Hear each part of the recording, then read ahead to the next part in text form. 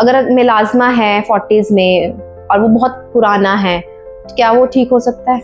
हम मेलाज़मा को great extent तक फेड एंड अवे कर सकते हैं और उसको मेंटेन करने में हेल्प कर सकते हैं पेशेंट्स की, but definitely you should be very careful about what you are applying on skin, specially ये सोच के कि मेरा मेलाज़मा जड़ से निकल जाएगा. सो be very mindful of what you watch, what you consume and what you do to your skin. तो 30s की एज में जो लोग अभी इस टाइम हैं, उन्हें ऐसा क्या अपनी स्किन को प्रोटेक्ट करने के लिए करना चाहिए? ट्रू. सो एक्ने प्रॉब्लम कई बार आजकल 30s में दोबारा से आ जाती है क्योंकि हार्मोनल डिस्टर्बेंसेस बहुत कॉमन है 30s में.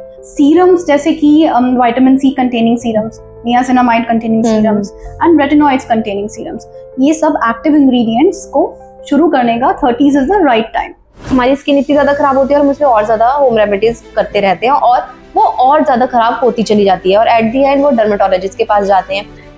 होम रेमेडीज या DIY रेसिपीज जो होती है ना, sometimes they may not be very science backed, so उनसे ड्रास्टिक रिजल्ट्स एक्सपेक्ट करना will be wrong. Multani mitti क्या पिंपल पर लगाने से ये ठीक हो जाते हैं? मुल्तानी मिट्टी, फुलर सर्च जिसको कहते हैं, वो क्या करती है, वो एक्सेस ऑयल को एब्जॉर्ब करती है. तो ये समवॉट वो हेल्पफुल हो सकती है, बट एक स्पेसिफिक स्किन टाइप में.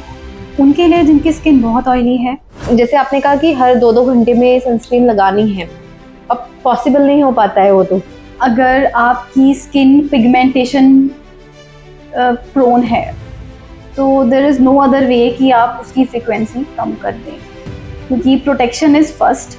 नो मैटर आप कुछ भी ट्रीटमेंट कर ले, आप लाइटनिंग ट्रीटमेंट्स कर ले, आप क्रीम्स लगा ले, आप केमिकल क्लीन्स करवा लें, प्रोसीजरल इंटरवेंशन करा लें, जब तक आप प्रोटेक्ट नहीं करेंगे तब तक देयर इज़ नो पॉइंट.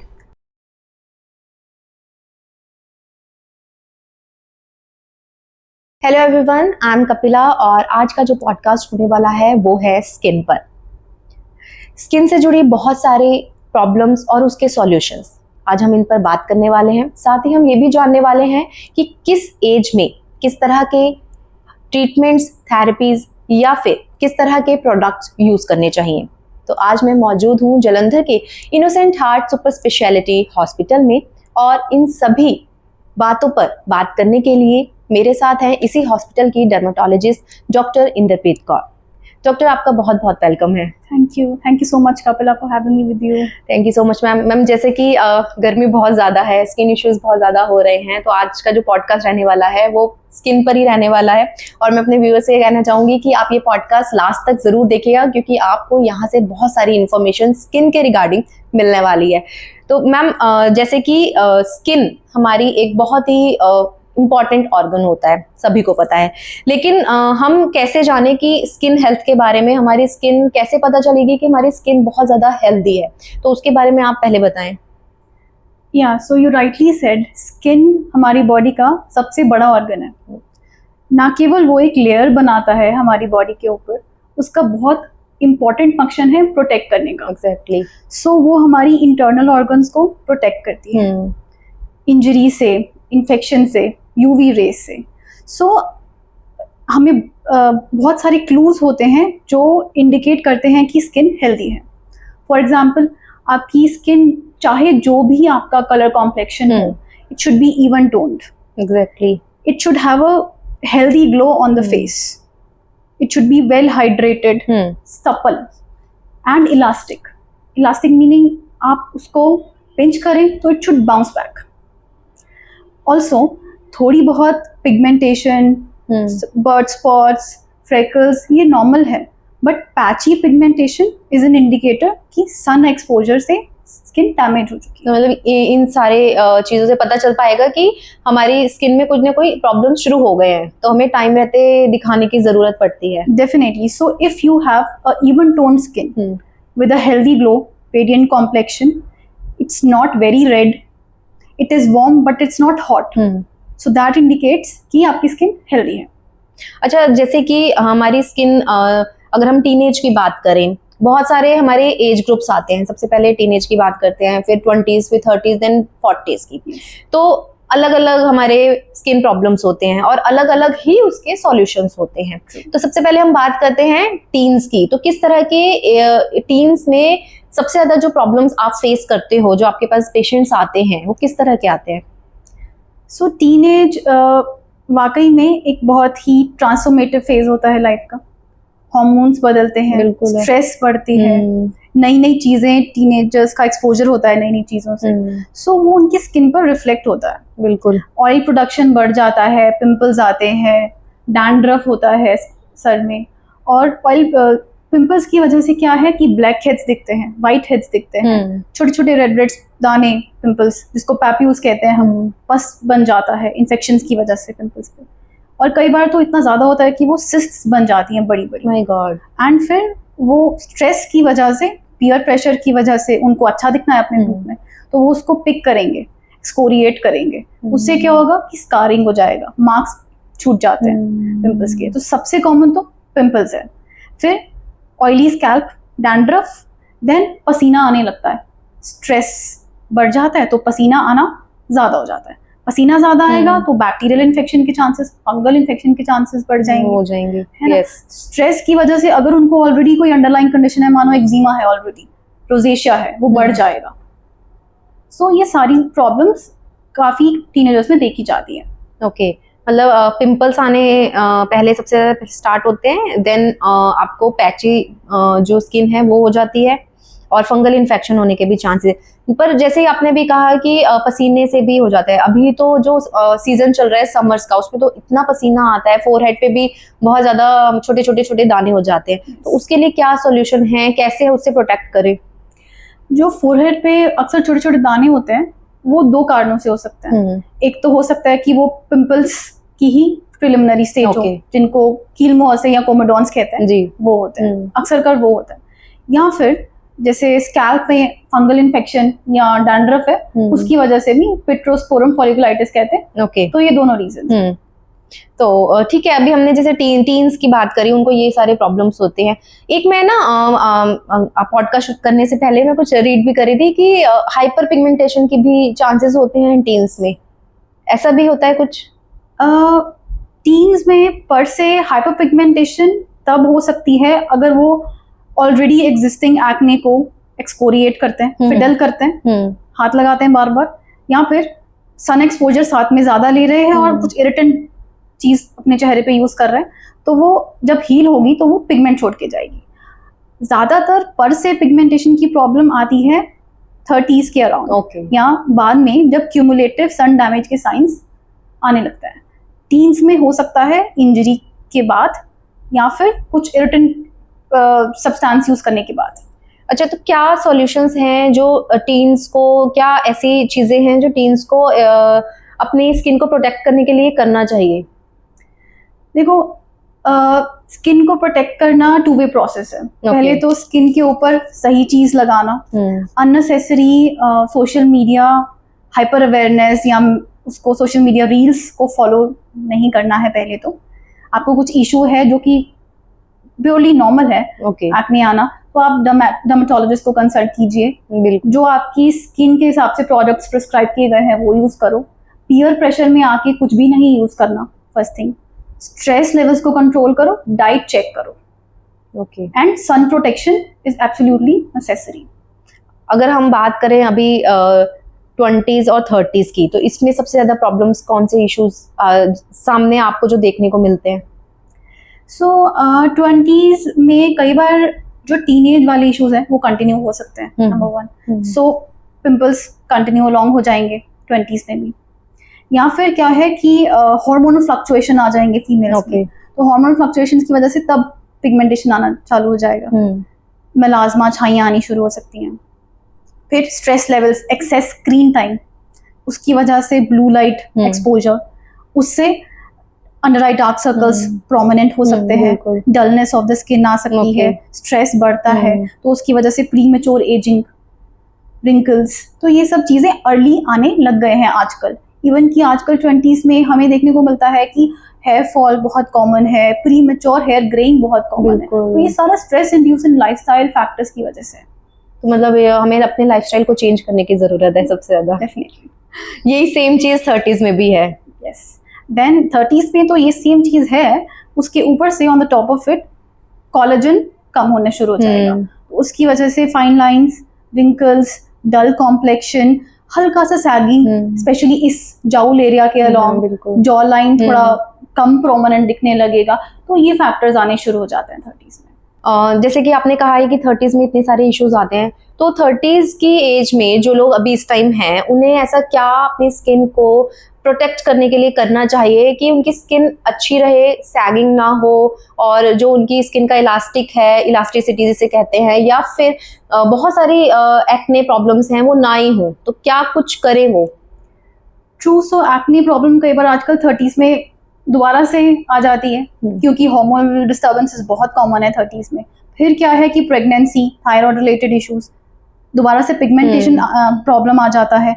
तो क्या है कि lifestyle definitely number 1 as we just discussed, तो उसमें डाइट का बहुत बड़ा रोल है, सन प्रोटेक्शन का बहुत बड़ा रोल है, और ये राइट टाइम है जहाँ पे हम इंट्रोड्यूस करें प्रिवेंटेटिव स्किन केयर को along with nourishment, topical as well as खाने की फॉर्म में।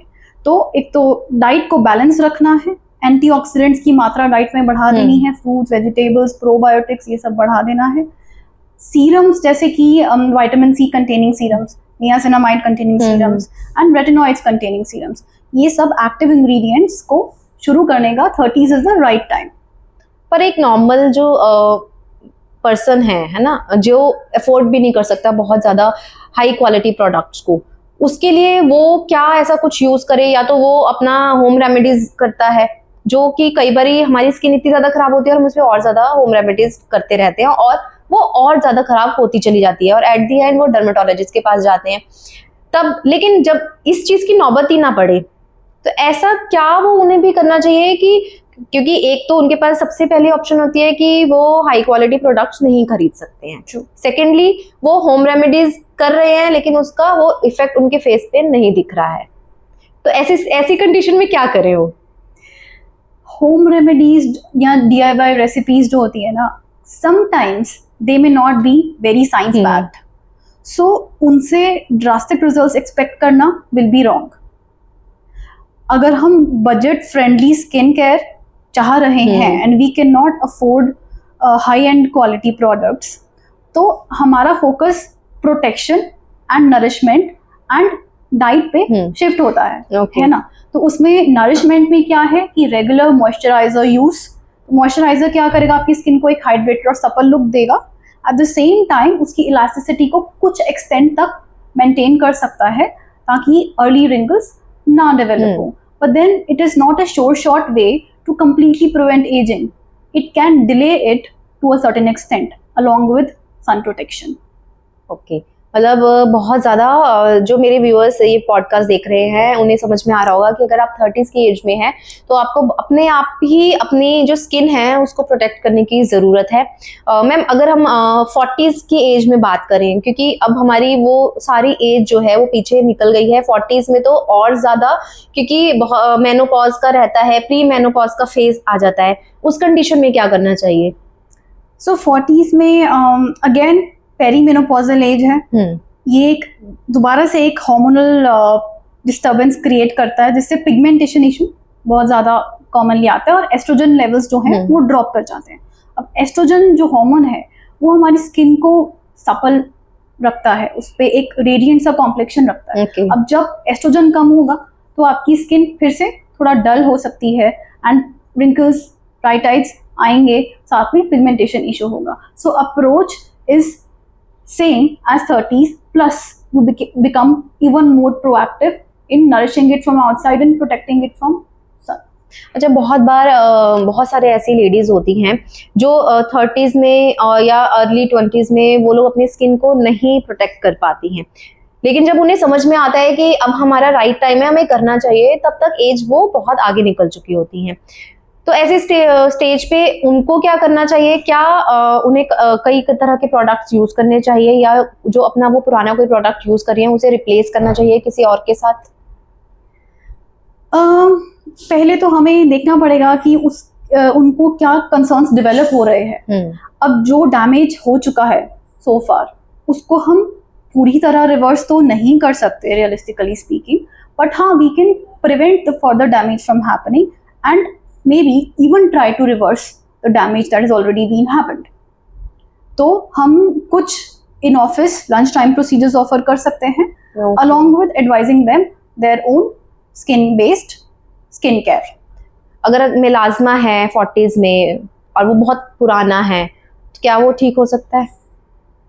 Melasma, we can try to faden it to a very large extent with the use of treatments, medical treatments, topical, oral, as well as procedural intervention.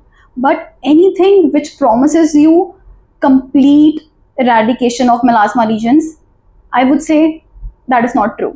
So don't fall for such miracle cures. क्योंकि बहुत सारे social media पे ऐसे reels हैं कि आपको अगर पुराने से पुराना भी मेलाज्मा है तो वो ठीक हो सकता है, हमारे पास आए एंड ये प्रोडक्ट यूज करें।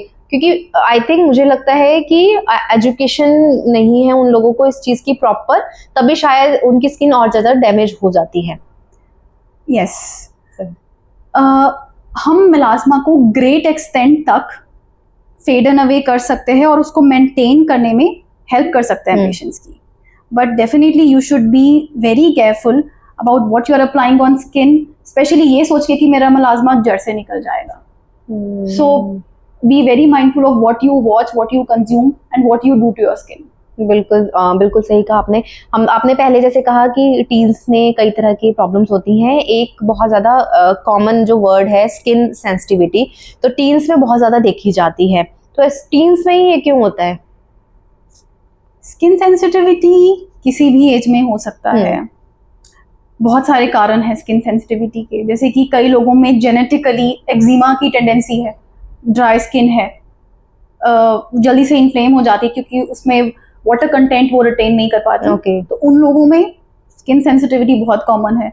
एक रोजेशिया करके स्किन कंडीशन होती है जिसमें स्किन बहुत ही रिएक्ट करती है कुछ खाने से, स्ट्रेस से, है ना। बट टीन्स में अगर आप स्पेसिफिकली मुझसे पूछ रहे हैं तो मेन कारण आई वुड से रहेगा कि वो सोशल मीडिया को फॉलो करके जो कुछ भी DIY प्रोडक्ट्स लगा लेंगे, ओवर एक्सफोलिएट कर लेंगे, क्लेंजर को ओवर यूज करेंगे। तो टीनेजर्स पीयर प्रेशर में आकर ऐसी चीज़ें, प्रोडक्ट्स का ओवर यूज करते हैं, ओवर जेलस यूज करते हैं, इसकी वजह से उनकी स्किन सेंसिटिव हो जाती है। And also they are sometimes they would neglect their diet, they would neglect the proper protection by regular sunscreen use.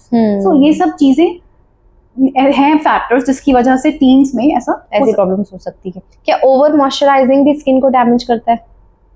हाँ, ऐसा है कि पेशेंट्स या जनरल पब्लिक, हम सब ये सोचते हैं कि मॉइस्चराइजेशन बहुत इंपॉर्टेंट है। दैट्स ट्रू, मॉइस्चराइजेशन बहुत इंपॉर्टेंट है, वो आपके स्किन को हेल्दी रखता है, बैरियर को बचा के रखता है और कुछ एक्सटेंट तक थोड़ा रिंकल्स को भी आने से प्रिवेंट करता है कुछ एक्सटेंट तक।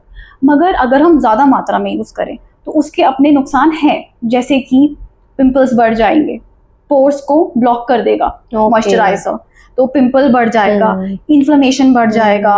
वहाँ पे मॉइस्चराइजर रहेगा तो क्या है कि वहाँ पे मैसरेशन होके बैक्टीरियल इन्फेक्शन के चांस हो जाएंगे, फंगल इन्फेक्शन के चांस हो जाएंगे। तो ये सारी चीज़ें हैं। स्पेशली मीलिया करके एक स्किन कंडीशन है जिसमें छोटे छोटे टाइनी से बम्प्स बन जाते हैं वाइट से कलर के स्किन के ऊपर, वो काफ़ी कॉमन है ओवर मॉइस्चराइजेशन की वजह से।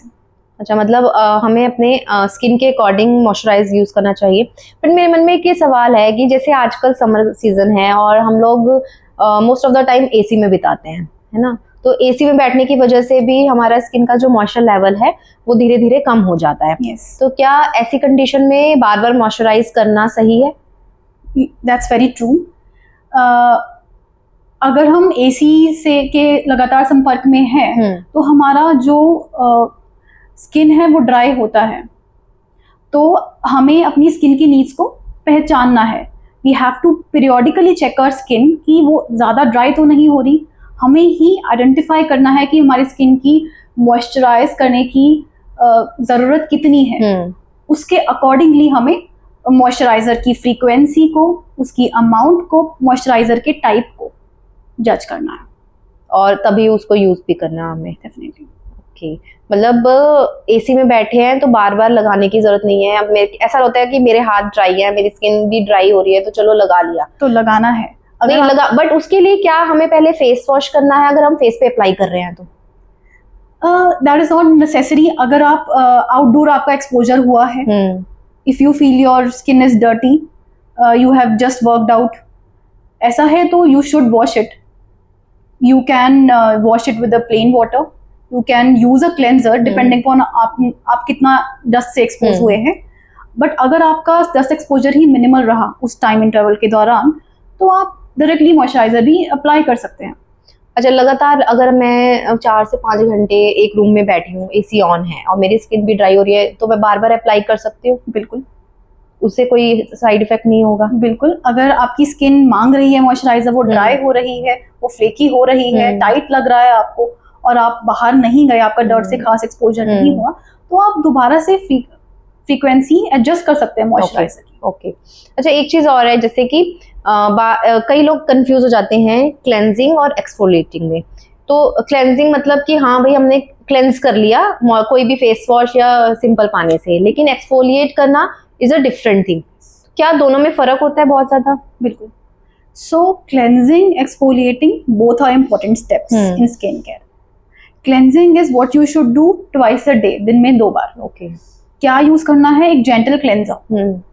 क्लेंजर एक बेसिकली सरफेस एक्टिव इंग्रेडिएंट्स से बना होता है, जो आपके स्किन के ऊपर से डर्ट को, ऑयल को निकालेगा. ओके.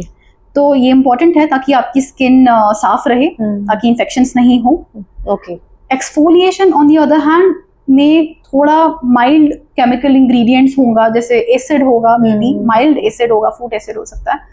तो उससे क्या है कि आपकी जो अपर लेयर है, डेड लेयर है स्किन की, वो रिमूव होगी और it will help in regeneration of the skin. So exfoliation may be done maybe once or twice a week depending upon your skin's needs, and always prefer a chemical exfoliant rather than a physical exfoliant. Okay.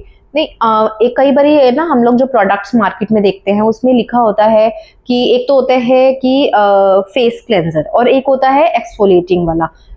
तो क्या वो दोनों मतलब सही है लेने, जिसपे लिखा भी हुआ है कि हाँ ये आपकी स्किन को एक्सफोलिएट करेगा? ट्रू. मार्केट में बहुत सारे एक्सफोलिएटिंग क्लेंजर्स भी हैं जिसमें कुछ मात्रा में एक्सफोलिएंट्स होते हैं. बिल्कुल. But first of all, it's not for sensitive skin. It's not for people who have dry skin. It is for people who have oily skin, who have acne. तो उनको माइल्ड अमाउंट में, बहुत minimal percentage में salicylic acid based face wash होते हैं, lactic acid based face wash होते हैं, तो वो हेल्प करते हैं एक्चुअली एक्ने में. तो वो यूज कर सकते हैं. तो प्रिस्क्रिप्शन बेस्ड आइडियली होने चाहिए, स्किन की नीड्स को आइडेंटिफाई करके. So those formulations can be safely used if they have appropriate concentration of chemical. Okay. अगर किसी की स्किन बिल्कुल क्लीन है, साफ है, बिल्कुल कोई एक्ने नहीं, कोई पिंपल नहीं एंड कोई पिगमेंटेशन नहीं है, तो उसे भी एक्सफोलिएट की जरूरत पड़ती है स्किन को? It's not needed in that case. If a person has normal skin, if the person does not have blackheads, that person does not have acne prone skin, then that person may not need it. What they can do is maybe add exfoliation to the routine, maybe once in 2 or 3 weeks, ताकि collagen regeneration हो सके. तो वो कम frequency पे कर सकते हैं, just as an add-on to enhance their glow and general skin health. हफ्ते में 1 बार और 2 बार? Again, we have to see the patient's skin. Okay. किस तरह से, कितनी रेट पे वो रीजनरेट करती है, उसका स्किन टाइप कितना है, कितना ऑयल प्रोड्यूस करती है, एक्ने प्रोन कितनी ज्यादा है. तो ये सारे फैक्टर्स को अकाउंट में लेकर ही वी कैन डिसाइड कि क्या फ्रीक्वेंसी एक्सफोलिएशन की बेस्ट रहेगी उसके लिए. यहाँ हम फेस सीरम की बात करें तो आजकल मार्केट में तो बूम है फेस सीरम्स, क्योंकि पहले देखा जाता था कि हम सिर्फ हेयर सीरम्स यूज करते थे, है ना, लेकिन अब फेस सीरम्स भी मार्केट में बहुत ज़्यादा अवेलेबल है. डर्मेटोलॉजिस्ट भी जो है वो सजेस्ट करते हैं अपने पेशेंट्स को. तो फेस सीरम कितना फेस पर काम करता है? Yes, so I would say serums are light weighted formulations जिसमें अच्छी concentration होती है एक्टिव इंग्रेडिएंट्स. क्योंकि वो लाइट वेट हैं, उनमें एक्टिव्स की अच्छी कॉन्सेंट्रेशन है, तो वो स्पेसिफिक स्किन कंसर्न्स को टारगेट कर सकती है बहुत अच्छे तरीके से. जैसे कि पिगमेंटेशन के लिए अलग रेंज अवेलेबल होती है, विटामिन सी होता है उनमें, हाइड्रेशन के लिए अलग हाइलुरोनिक एसिड बेस्ड सीरम्स होते हैं। तो yes, they are effective, they are light weight, non comedogenic, और वो मेकअप के नीचे भी आसानी से लेयर कर सकते हैं हम। तो so they are a good option and they penetrate more, क्योंकि वो लाइट वेट है तो नीचे तक जाएगा, डर्मिस तक जाएगा, तो अच्छा असर करेगा। रात को लगा के सो सकते हैं? सीरम्स, हम कुछ सीरम्स होते हैं जो सिर्फ रात के यूज के लिए होते हैं, कुछ सीरम्स होते हैं जो दिन के यूज के लिए होते हैं, तो वो डिपेंड करता है। मतलब नाइट क्रीम बेस्ड जो होते हैं उसमें भी आप सीरम्स यूज कर सकते हैं? यस, कुछ इंग्रेडिएंट्स ऐसे होते हैं जो रिपेयर में काम करते हैं स्किन की, उनमें ऐसे एक्टिव्स हैं जो स्किन रिपेयर को हेल्प करते हैं। प्लस कुछ वो एक्टिव्स भी होते हैं जो धूप के एक्सपोजर से डिग्रेड हो जाते हैं, ज्यादा स्टेबल नहीं होते धूप में जाने से। तो उन पर्टिकुलर ये दो ऐसे इंग्रेडिएंट्स हैं जो रिपेयर में हेल्प करते हैं, प्लस जो धूप में जाने के बाद डिग्रेड हो जाते हैं। ये ऐसे सीरम्स जो हैं जिनमें ये चीजें हैं, उनको रात में ही लगाना प्रेफर किया जाता है। ओके, सनस्क्रीन की अगर हम बात करें, सबको पता है, आजकल तो हर बच्चे को भी पता है कि सनस्क्रीन लगानी है अगर हमने धूप में बाहर जाना है। लेकिन मेन क्वेश्चन इज कि सनस्क्रीन कितनी क्वांटिटी में लगाना चाहिए और कितनी बार लगाना चाहिए? Yes, so a lot of factors you have to consider. पहले तो राइट सनस्क्रीन लो। सनस्क्रीन में क्या क्या होना चाहिए, उसमें ब्रॉड स्पेक्ट्रम कवरेज होना चाहिए, UVA, UVB, infrared, visible light, specially blue light अगर आपका स्क्रीन एक्सपोजर ज़्यादा है, आपको छाइयाँ हैं, पिगमेंटेशन है तो इंफ्रारेड। तो ये सारी ब्रॉड स्पेक्ट्रम प्रोटेक्शन हमको चाहिए। सेकेंड थिंग, आपकी एक्ने प्रोन स्किन है, हमें नॉन कोमेडोजेनिक सनस्क्रीन चाहिए। हमें ऐसी सनस्क्रीन नहीं चाहिए जो हमारे पोर्स को ब्लॉक कर दे, तो उल्टा असर हो जाएगा, बैरियर खराब हो जाएगा। थर्ड थिंग, वाटर रेजिस्टेंट होनी चाहिए। आपको पसीना आया गर्मी के मौसम में, वो वॉश अवे हो जाएगी, उसका असर ज़्यादा देर तक नहीं टिकेगा। तो right sunscreen protection selection. Then amount आपको हर रोज़ लगानी है, रिगार्डलेस बाहर वेदर क्या है, सर्दी है, बारिश है, आप अंदर बैठे हैं, लगानी है।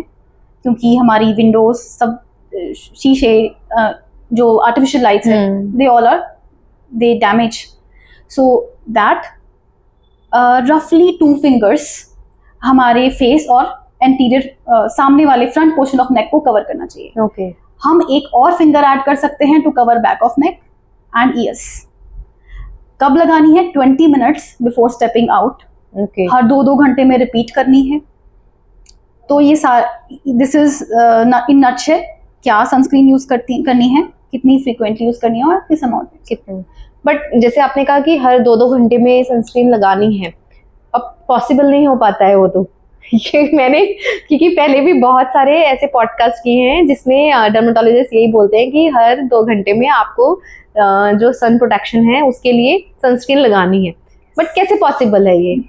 आप कैसे अपने पेशेंट को सजेस्ट करते होंगे कि हाँ सनस्क्रीन लगानी है, बट क्या आपके पास ऐसे पेशेंट्स आते हैं जो कहते हैं कि हमारे लिए पॉसिबल नहीं है, तो आप हमें कोई ऐसा प्रोडक्ट बताओ, सनस्क्रीन ही ऐसे ही बता दो जो लॉन्ग टर्म चले? देखिए, ऐसा नहीं है। This is the ideal recommendation. अगर आपकी स्किन पिगमेंटेशन प्रोन है तो there is no other way कि आप उसकी फ्रीक्वेंसी कम कर दें, क्योंकि protection is first. No matter आप कुछ भी ट्रीटमेंट कर ले, आप लाइटनिंग ट्रीटमेंट्स कर ले, आप क्रीम्स लगा ले, आप केमिकल पील्स करवा लें, प्रोसीजरल इंटरवेंशन करा लें, जब तक आप प्रोटेक्ट नहीं करेंगे तब तक there is no point. Okay, मतलब सनस्क्रीन लगाना बहुत ज़रूरी है और घर से बाहर निकलने से 20 मिनट पहले आप सनस्क्रीन ज़रूर लगाएं, तो आपकी स्किन जो है वो प्रोटेक्ट रहेगी। और राइट सनस्क्रीन लगाएं अपनी स्किन के अकॉर्डिंग। अगर बेटर ऑप्शन ये है कि आप किसी अच्छे डर्मेटोलॉजिस्ट को कंसल्ट ज़रूर करें अपनी स्किन के रिगार्डिंग। अच्छा मैम, ये बताइए कि जैसे कि आजकल बहुत सारे स्किन रिलेटेड इश्यूज जब होते हैं तो मार्केट में बहुत सारे प्रोसीजर्स जो है अवेलेबल है, तो क्या वो जो प्रोसीजर्स हैं हर एज ग्रुप के लिए डिफरेंट हैं और हर एज ग्रुप को करवाने की ज़रूरत पड़ती है? Absolutely not. Her age group को करवाने की ज़रूरत नहीं पड़ती। हर एज ग्रुप के लिए डिफरेंट है, यस। पहले तो those procedures should be done by the right person, okay, by a qualified dermatologist. Second, they should be done on a right patient. Patient selection is very important. Proper indication के लिए किया जाना चाहिए। उन patient की history, उनकी already जो health conditions है उनको ध्यान में रखते हुए, उनको कुछ एलर्जीज है, कुछ ऑलरेडी वहाँ पे इन्फेक्शन है स्किन पे, तो ये सारी चीज़ें चेक करने के बाद ही डिसीजन लिया जाना चाहिए कि कौन सा प्रोसीजर है। प्रोसीजर किस टेक्निक से करना है, किस सीक्वेंस में करना है, अगर आप कॉम्बिनेशन ऑफ प्रोसीजर्स प्लान कर रहे हैं वो भी बहुत इंपॉर्टेंट है। फिर बहुत सारे प्रोसीजर्स हैं, अगर हम बात करें फॉर एग्जांपल PRP है, प्लेटलेट रिच प्लाज्मा, उसमें क्या है कि आपका पेशेंट का ब्लड लिया जाता है, उसको सेंट्रीफ्यूज करके प्लेटलेट रिच या ग्रोथ फैक्टर रिच एक फ्रैक्शन को सेपरेट करके उसको हम इंजेक्ट करते हैं into the skin and hair, so it's helpful in hair loss, it's helpful in rejuvenating the skin. आप बात करें हाइड्राफेशियल की, hydrafacial is a multi step medifacial, उसमें बहुत सारे स्टेप्स होते हैं स्टार्टिंग फ्रॉम क्लेंजिंग, फिर एक्सफोलिएटिंग, फिर उसके बाद हम हाइड्रेट करते हैं। आप हाइड्राफेशियल की बात कर रहे हैं तो किस एज ग्रुप को जरूरत पड़ेगी इसकी? Again HydraFacial is a very safe procedure, बच्चों को तो नहीं जरूरत है, जो टीन्स हैं उनको तो नहीं करवाना, लेकिन मेरा क्या पूछने का मतलब ये है कि जिनके फेस पे पिंपल्स वगैरह हैं, एक्ने हैं, वो हाइड्राफेशियल ले सकते हैं? यस, क्योंकि उसमें हम फिर उनकी स्किन के अकॉर्डिंग कस्टमाइज करते हैं। Okay, we only use those actives which are safe for them. So hydrafacial की चॉइस जो है वो डिपेंड करती है कि उनकी स्किन टाइप क्या है, उसके हिसाब से ही हम प्रोडक्ट्स यूज करते हैं उसमें। अच्छा, आपने जो प्रोसीजर्स बताए हैं, PRP का बताया आपने, हाइड्राफेशियल का बताया, मेरे पास कुछ और भी हैं जो मैंने लिखे हैं, लाइक केमिकल पील्स। ये क्या होता है? Yeah, so chemical peel is with the help of fruit acids, which are mild to medium to the strong strength range. Its strength varies. उनकी हेल्प से हम कंट्रोल तरीके से upper layer of the skin को exfoliate करते हैं ताकि skin की रिजुविनेशन बेटर हो पाए। बहुत सारी इंडिकेशंस है, पिंपल्स में कर सकते हैं, पिगमेंटेशन में कर सकते हैं, एजिंग में कर सकते हैं। ओके, इसके बाद है बोटॉक्स। बोटॉक्स क्या है कि हम एक neurotoxin, it helps in temporarily relaxing the muscles, last for about 3 to 6 months। Help कैसे करता है? हमारे डायनामिक रिंकल्स, जो हम एक्सप्रेशन लाइंस हैं, उनको फेडन आउट करने में मदद करता है, जो कि ये डायनामिक रिंकल्स ही आगे जाके लाइंस बनती हैं जो रेस्टिंग स्टेट पे रहती हैं, डायनामिक जो हम स्टैटिक लाइंस कहते हैं, तो इसमें हेल्प करता है। आई थिंक ये 35+ एज ग्रुप को देता है बेनिफिट ज्यादा। यस, जिनके रिंकल्स जो आप कह रहे हो है का ऑनसेट होने के बाद। और ये सेफ है? Absolutely yes, but we should always rule out some contraindication, जैसे कि कई लोग जिनको न्यूरोलॉजिकल प्रॉब्लम है उनको हम नहीं दे सकते। अगर उनको एलर्जीज है, बोटॉक्स से पिछली एलर्जी का हिस्ट्री है, उनको नहीं दे सकते। तो प्रॉपर हिस्ट्री लेना अगेन इम्पॉर्टेंट है। अगर कॉन्ट्राइंडिकेशंस नहीं है उनको तो वो सेफ है। ओके, इसके बाद है फिलर्स। फिलर्स क्या काम करता है? So fillers basically hyaluronic acid based substances हैं जिनको इंजेक्ट किया जाता है एट अप्रोप्रिएट एरियाज। सो काम क्या करता है? वॉल्यूम करेक्शन में मदद करता है, यूथफुलनेस रिस्टोर करने के लिए, स्पेसिफिक कॉन्टूर्स रिस्टोर करने के लिए, और मायोमॉड्यूलेशन का काम करता है। मायोमॉड्यूलेशन मीनिंग मसल्स को मॉड्यूलेट करता है इस तरीके से कि कुछ हद तक उसका रिंकल्स की प्रिवेंशन में भी रोल है। मतलब मसल्स को टाइटन देता है वो? नहीं, वो मसल्स के अंदर नहीं होता, उसका जो प्लेसमेंट है वो ऊपर या नीचे हो सकता है, मसल के ऊपर या नीचे। सो इस तरीके से वो मसल के एक्शन को इन्फ्लुएंस करता है कि लॉन्ग टर्म में वो कुछ हद तक एक तो बेस देता है, वॉल्यूम करेक्शन करता है, और मसल एक्शन को कुछ हद तक ऐसे इन्फ्लुएंस करता है कि रिंकल्स का ऑनसेट कुछ हद तक कम कर सकता है। ओके, माइक्रो नीडलिंग, ये क्या काम करता है? So micro needling is a process जहाँ पे हम छोटी छोटी नीडल्स, बहुत टाइनी नीडल्स की हेल्प से पंक्चर्स क्रिएट करते हैं स्किन में। एक इंजरी क्रिएट किया जाता है डेलिबरेटली प्रोसीजर की हेल्प से, ताकि वूंड हीलिंग जो होता है, नॉर्मल जैसे चोट लगने पे वूंड हीलिंग होता है, उसके प्रोसेस को एक्टिवेट किया जाए और कोलेजन स्टिमुलेशन किया जाता है। तो ये डर्मा पेन से होता है, डर्मा रोलर से होता है। नहीं, फेस पे कैसे काम करता है?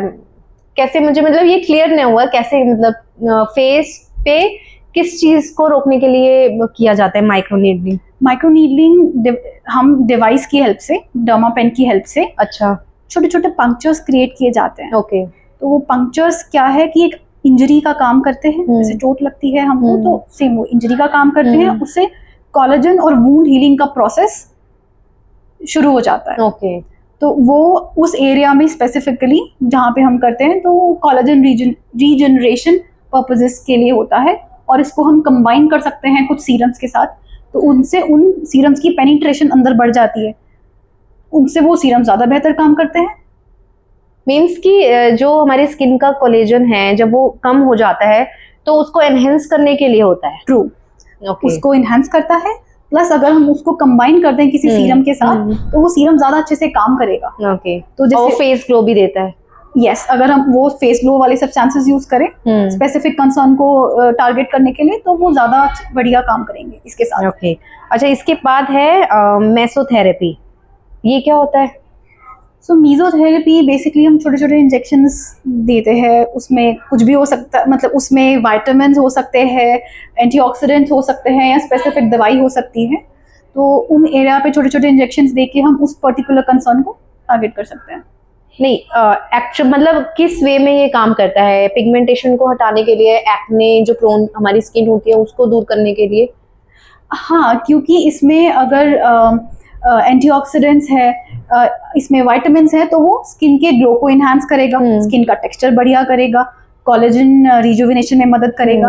अगर छाइयाँ हैं या पिगमेंटेशन है, अगर हम उस तरीके का थेरेपी यूज करें इंजेक्ट करने के लिए तो वो छाइयों में मदद करेगा। तो डिपेंड करता है, हम इन सब इंडिकेशंस के लिए मेसोथेरेपी यूज कर सकते हैं, छाइयों के लिए, एजिंग के लिए, इन जनरल ग्लो एनहांस करने के लिए कर सकते हैं, fine lines and all, fine lines के लिए भी कर सकते हैं। स्किन बूस्टर्स होता है कुछ? हाँ, स्किन बूस्टर्स हाइलुरोनिक एसिड जैसे फिलर्स होते हैं उनमें हाइलुरोनिक एसिड होता है, इसमें भी हाइलुरोनिक एसिड होता है, पर वो इतना डेंस नहीं होता फिलर जैसा, तो उसको हम स्किन के डर्मिस में इंजेक्ट करते हैं, तो उससे एक ग्लो फैक्टर आता है। ओके इसके बाद है थ्रेड्स, ये कब यूज किया जाता है? सो थ्रेड्स अलग अलग मटेरियल के होते हैं, उसको हम टारगेट करते हैं, सैगिंग को टारगेट करने के लिए यूज करते हैं। ओके जो मतलब स्किन लटक गई है। यस, जैसे नेजोलेबियल एरिया है, हमने थ्रेड डाला तो वो कोलेजन रीजनरेशन में मदद करेगा उस पर्टिकुलर एरिया में, तो वो लिफ्टिंग इफेक्ट दे सकता है। ओके मतलब अगर हमारी स्किन लटक गई है तो उसको लिफ्ट अप कर देगा, जो थ्रेड आप बता रहे हो। It will help in the long term to a certain extent. Yes. Okay हमने काफी सारे जितने भी जो प्रोसीजर्स आजकल हैं बहुत ज्यादा चल भी रहे हैं, और आई थिंक बहुत सारे पेशेंट्स आपके पास आते होंगे जो ये सारी चीजें लेते होंगे। अच्छा, ये जितने भी आपने प्रोसीजर्स बताए हैं क्या ये सेफ है? Absolutely, as I said, right, choose the right practitioner, right sequence, right patient selection, proper medical history, allergies rule out करके क्या आपका कंसर्न है उसके हिसाब से, तो ये सारी चीजें ध्यान में रखेंगे तो it's safe, given that all these things are. अब जब हम ये सारे प्रोसीजर्स, अगर हम इनमें से कोई भी एक ले भी रहे हैं तो क्या हमें डाइट भी मेंटेन करनी पड़ती है इनके साथ?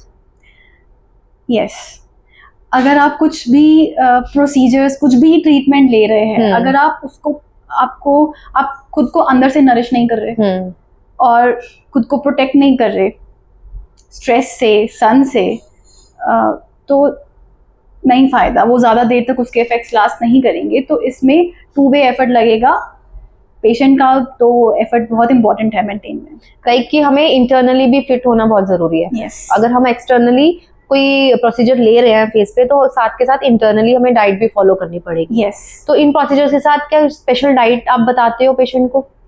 yes, so special diet in general, if you want to maintain your skin health, whether you're getting this procedure done or not, आपको एक हेल्दी वेल बैलेंस डाइट लेनी है जिसमें appropriate amount of complex carbohydrates है, उसमें fat भी होना चाहिए कुछ अमाउंट, उसमें प्रोटीन्स बहुत इंपॉर्टेंट है, उसमें vitamins, multi minerals, antioxidants, specially vitamin A, C, E, ये सारी चीज़ें होनी चाहिए। फाइबर भी अप्रोप्रिएट अमाउंट में होना चाहिए, प्रोबायोटिक्स जैसे कि कर्ड है, योगर्ट है, तो ये सारी चीज़ें, ओमेगा 3 फैटी एसिड्स है, तो ये सारी चीज़ें होनी चाहिए, तभी you can lead a healthy life and you can get a healthy skin. और फिर आप ग्लो कर सकते हैं और पार्टी में आपका बहुत ज़्यादा नाम भी हो सकता है। अच्छा, follow a sustainable lifestyle that will help in long run. Okay ma'am, कुछ सोशल मीडिया मिथ्स भी होते हैं, है ना, लाइक कि हम बहुत सारी चीजें यूज कर रहे हैं, इसका ये इफेक्ट आएगा आपके फेस पे, इसको यूज करोगे तो ये इफेक्ट आएगा, कुछ DIYs भी होते हैं। मैंने कुछ लिखे हैं जैसे कि लेमन जूस और baking soda are good exfoliants, ऐसा है? Sometimes social media can be misleading. Lemon juice has raw citric acid. वो एक एसिड है, वो हमारी स्किन के बैरियर को ख़राब कर सकता है. It can cause redness, irritation, even pigmentation उस जगह पे जब वो हील होगा. तो I absolutely do not recommend using lemon. ये नहीं करना चाहिए. नहीं करना चाहिए. बेकिंग सोडा अगेन अल्कली है. वो अगेन आपकी स्किन बैरियर को खराब कर सकता है, इन्फ्लेमेशन कर सकता है, रेडनेस, इरिटेशन कर सकता है, तो नहीं. अच्छा, सेकंड है मुल्तानी मिट्टी. क्या पिंपल पर लगाने से ये ठीक हो जाते हैं? मुल्तानी मिट्टी, फुलर सर्च जिसको कहते हैं, वो क्या करती है, वो एक्सेस ऑयल को एब्जॉर्ब करती है. तो ये समवॉट वो हेल्पफुल हो सकती है, बट एक स्पेसिफिक स्किन टाइप में. उनके लिए जिनकी स्किन बहुत ऑयली है, वो maybe once in 2 weeks लगाएंगे तो एक्सेस ऑयल एब्जॉर्प्शन में हेल्प कर सकती है.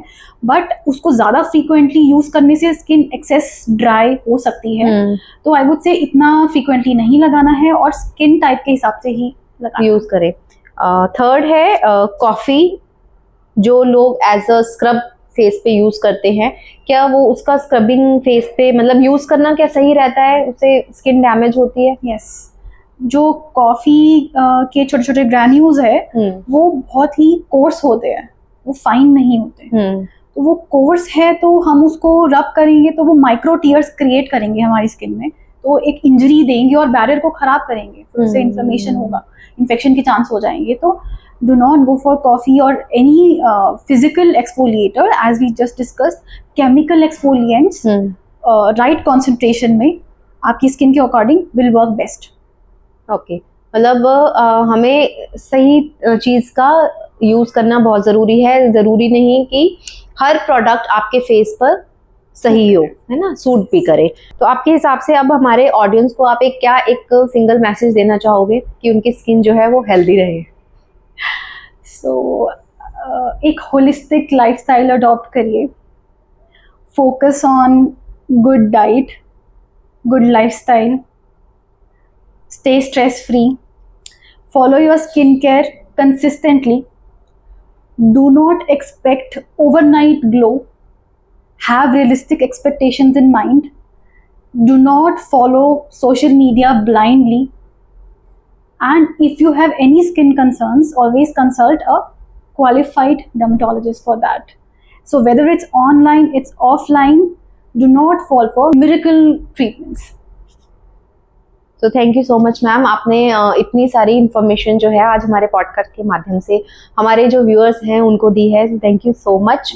और आप ऐसे ही हमारे लिए और अच्छे जो टॉपिक्स हैं लेकर आते रहें, ताकि हमारे ऑडियंस को बहुत अच्छी इन्फॉर्मेशन आपके माध्यम से मिलती रहे. Thank you Kapila.